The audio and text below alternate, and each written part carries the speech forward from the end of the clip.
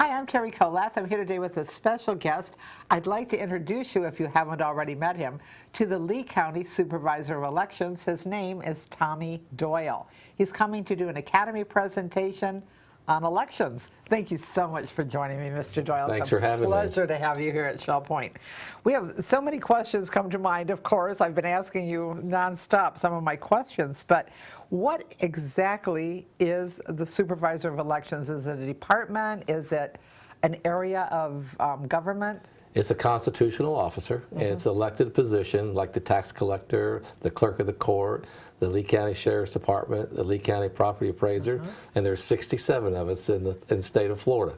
Interesting. Now, your area, elections, we tend to think that elections happen. There's a 2-year election, there's a 4-year election. What do you do the rest of the time? Yeah, everybody thinks that the only time our staff work is during an election, but we work full time, and we have different departments like our Education Service Department. This year, we have a high school challenge for voter registration. We have about 15 part-time, we call them patriots, that go out and they set up booths for registration at different events. And they do this on a daily basis. One of the most rewarding places to go register new voters is at the naturalization ceremony. I was there last week.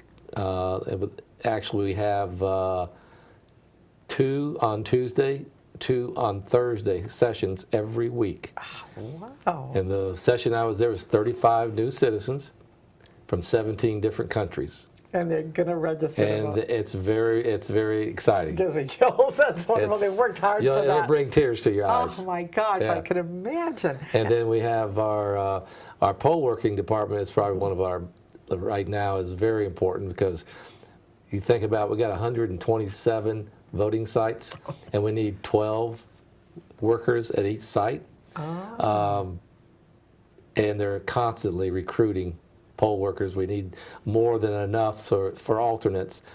And one thing you got to remember, this is a paid position. It's not a voluntary position. A lot of people think it's voluntary, but we do pay poll workers. And that's very nice. Okay, so you're new to this position. You were elected rather recently. November 16, I was elected. I took the job in January of 2017, so about 14 months. Hit the ground running. Yeah. Oh, that's really. So how do you wrap your arms around it? What from your background? I know you have a business background. What from your background are you pulling into this? Well, the business background helps tremendously, especially when you're leading a staff of 40 people and making financial decisions, which I really like doing. And as far as learning the laws and the election process, it's on-the-job training, and I have a great staff that helps me along the way. Interesting. Now, I received this in the mail, I'm sure everybody does.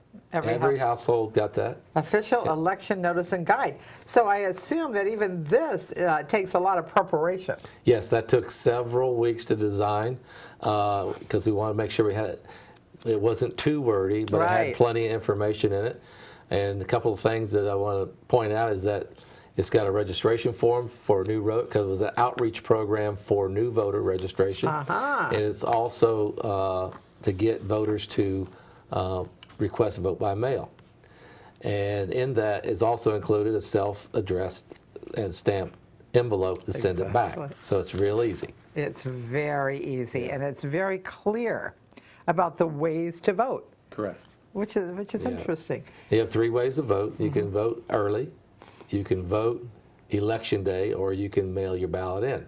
Now, we're encouraging people to request vote by mail because of this year we're going to have a long ballot, probably 4 pages, 8-sided ballot.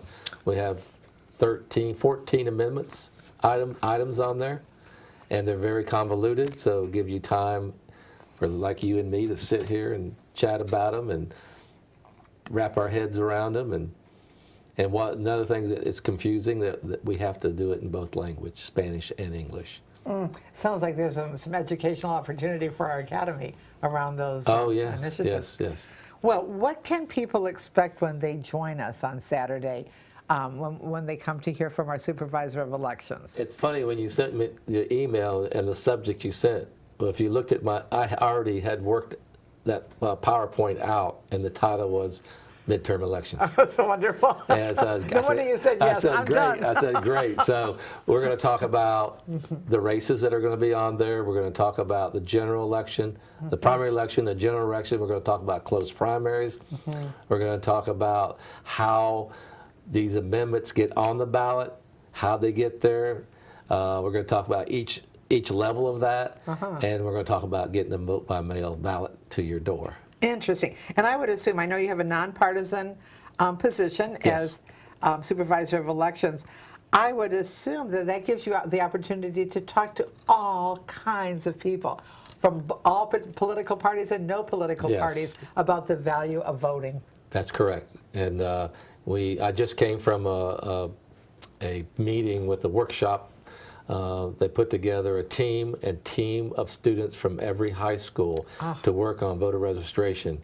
It was, it's all nonpartisan. So, in our office, we remain nonpartisan no matter what. Well, it's wonderful to see how much you enjoy your job. Sounds like we're pretty lucky you got elected. It's a great job. I love doing what I'm doing. Most of all, it's very rewarding because I know I'm working for you. Thank you. I hope you take every opportunity to join us on Saturday when our own Supervisor of Elections, Tommy Doyle, takes time out of his busy schedule to talk with us about midterm elections.